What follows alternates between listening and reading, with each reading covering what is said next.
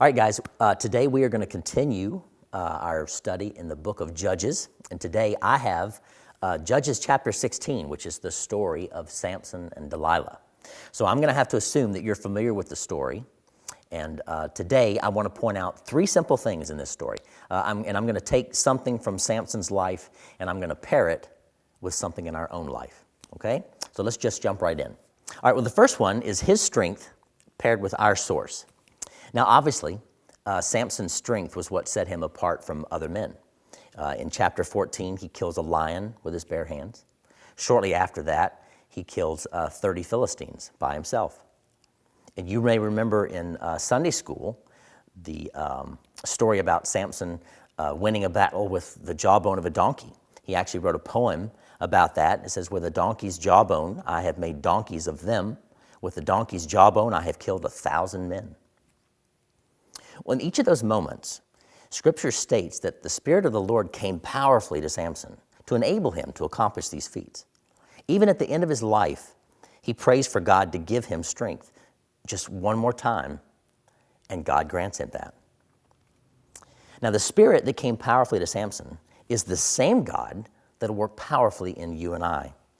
You know, you remember Paul wrote, "I'm able to do all things in him who empowers me." Well, the Spirit can enable you to love someone who's difficult to love, to find the right words at the right time to lend encouragement to someone, or maybe help you overcome some obstacle in your life. We have the same God as Samson, and he will be a source of strength for us, just like he was for Samson. All right, number two, I want to look at Samson's eyes and our scars. Now, this time in Israel, we learned that there was no king, and everyone did what was right in his own eyes. That included Samson. It seems that he was led through much of his life by his eyes. You remember that God told the Israelites not to intermarry with Philistine women. And we don't think Delilah was a Philistine, but we know she wasn't an Israelite woman. But when Samson saw a woman that he wanted, even against his parents' counsel, he said, "Get her for me. She's right in my eyes." Now, when Delilah betrayed Samson, he lost not only his strength, but he lost his eyesight. The Philistines gouged out his eyes, and for the rest of his short life, he was blind. He was scarred by this event in his life. He was scarred by the sin in his life. So what does Samson's eyes have to do with us? Sin leaves its scars in our life. We all have regrets for things that we've said, for things we've done, for people we've hurt. You know, some sins are between God and ourselves, right? They scar us inwardly, and they leave their scars on our mind, on our memories, and our heart. Other sins leave scars of people around us, our families, our friends, maybe even our church. While I was preparing this, I was actually watching a movie at one point called Justified by Clint Eastwood. And he was talking to this young lady in the movie who had her face badly scarred. And she felt like he was rejecting her because of the scars on her face. And he's trying to convince her not. And he says, "You're beautiful. We both have a lot of scars." And I thought, wow. It struck me at that moment. We all have scars, don't we? We all have scars. Well, at the end of his life, Samson prays one last time to God, and he says, "Father, remember me. Remember who I was. Remember the good that I did." And he goes on to say, "Remember me that I may avenge the Philistines for taking my eyes." I thought that was so interesting, that he was going to pay them back for taking his eyes. Now, there's a wonderful quote that I want to share. It's been around a very long time. It says, "Sin will take you farther than you want to go. It'll keep you longer than you want to stay and cost you more than you want to pay." Man, that is Samson, isn't it? It cost him so much more than he ever imagined. And that's also us. All right, the third thing is I want to pair Samson's hair with our faith. Now, as the story goes, Delilah asked Samson 3 times what the source of his strength was. And he came close to telling her all 3 times.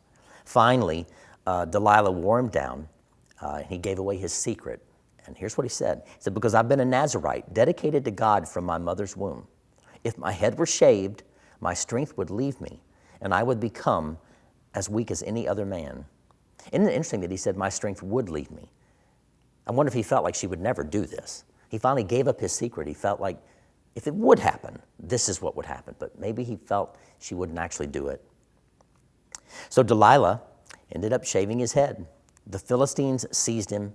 They gouged out his eyes. They bound him in shackles of bronze, and they set him to grinding grain in the prison. Samson had made a game of the very thing that set him apart from every other man, and he lost. Have you done something recently to make you feel as though you're just like any other man? You're weak just like any other man? You no longer feel set apart. You no longer feel like you're a child of God, covered in grace.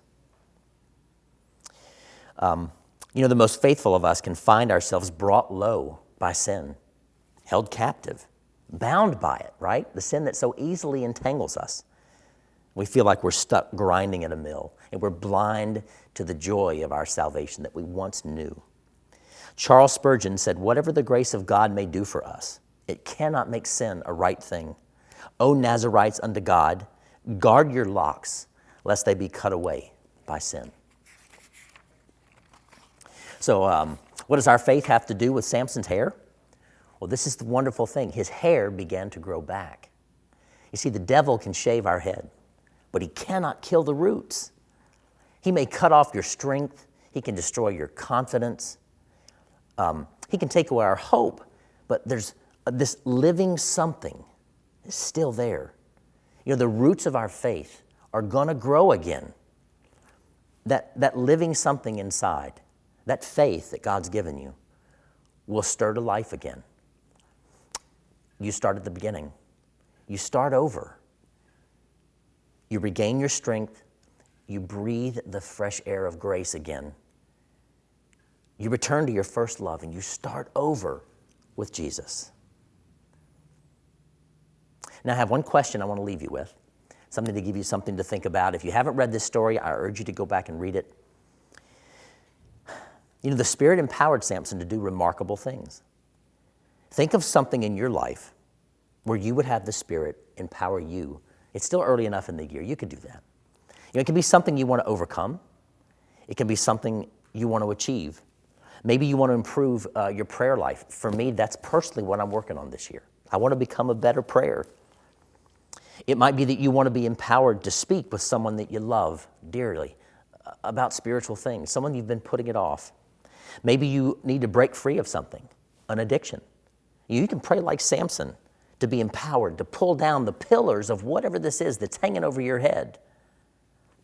Some of you may want to be able to read and memorize Scripture better than you have in the past. That's a noble cause. Pray for it. There's bound to be something, and it's up to you to find it. Thanks. I appreciate you being with us today.